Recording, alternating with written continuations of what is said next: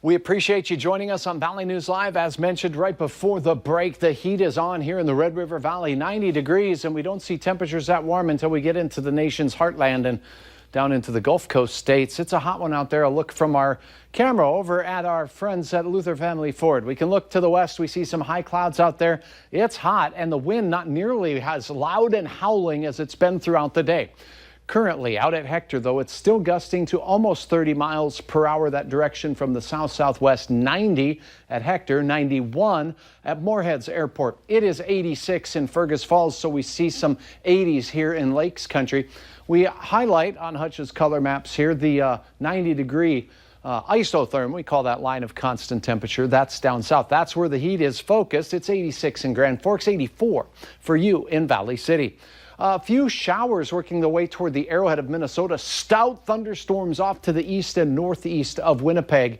There is a chance that we could have a strong storm where you see the green area here tonight if it develops. But that's a big if. As we take a look at your hour-by-hour forecast, it doesn't paint a picture of too many thunderstorms forming, but we could see a few, particularly the farther north you go, where there is a little bit more cooler upper air temperatures.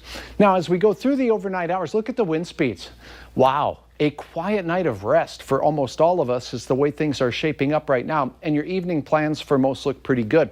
We're going to rise in Shino with temperatures near 70 degrees, and that is sultry for our neighborhood. So a hot and muggy start. See the wind arrows starting to reappear first thing in the morning down to the south. They become brighter in color. Now, what you can also tell from our maps here at Valley News Live is when you see these colors of the wind arrows change to yellow, that's gusty. We'll have gusts over 30 miles per hour in these areas.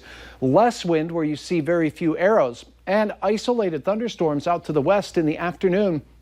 But we're really watching a chance for some very stout thunderstorms in the western Dakotas to develop with a cold front moving through in the nighttime hours. And these won't get into our neck of the woods until very late. So we'll keep our eyes on that chance. More in just a second on some thunderstorm chances as we roll through midweek. But for your morning tomorrow, sticky in the morning with light winds. That morning will be a lot different than the last two of them with those gusty winds.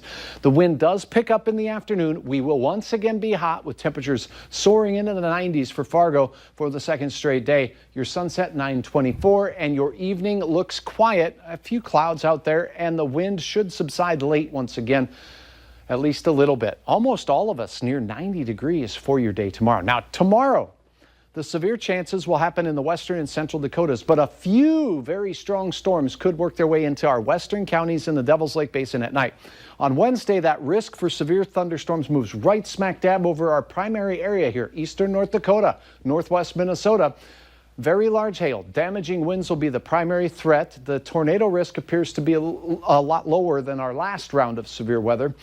That is why we do have a first alert weather day called for your Wednesday. Be aware of the weather. You can do that right here by staying up to date. Tom capturing this absolutely stunning photo of Lake Itasca. What a gorgeous scene. Thanks so much for taking the time to upload it.